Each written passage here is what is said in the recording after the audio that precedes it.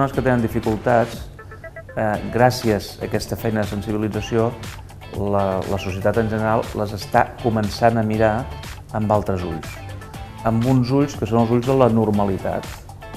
És més competitiva una societat en què la majoria de la seva població té oportunitats, pot treballar, pot viure amb dignitat, que una societat que deixa a una part de la població al marge. No n'hi ha prou només fer una ciutat per la majoria, sinó que s'ha de fer una ciutat per tothom. I aquesta és una diferència. Per tant, nosaltres ara hem de fer les ciutats amb el pinzell més fi. Què vol dir? Home, doncs que aquesta ciutat per tothom signifiqui una ciutat amb totes les persones i fins i tot aquelles persones que són diferents, pel que sigui, s'hi sentin còmodes i tinguin l'oportunitat de viure amb qualitat de vida.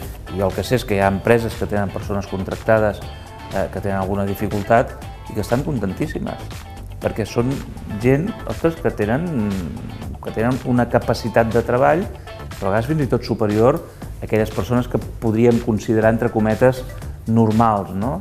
Aquelles empreses que no tenen persones contractades, que no compleixen la llei, escolti, vostè està perdent una oportunitat perquè avui les empreses necessiten allò que en diem la responsabilitat social, doncs han de donar una imatge de que són empreses que realment estan treballant per una societat inclusiva. La manera de normalitzar la relació és que sigui una relació que no sigui des de la sentimentalisme o des de la pena, no? Fins i tot. Jo insisteixo, ha de ser una relació amb una persona que té uns requeriments que són diferents de les altres persones i que per tant ha de ser el màxim de normalitzada possible.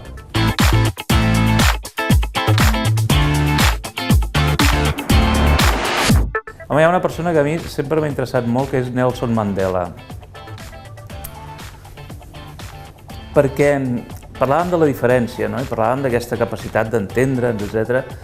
Una persona que es va passar molts anys a la presó precisament perquè era diferent, després de cop i volta hi ha canvis en el seu país, es converteix en president i des de la presidència el que busca no és allò venjar-se, sinó que busca és justament que hi hagi enteniment, no?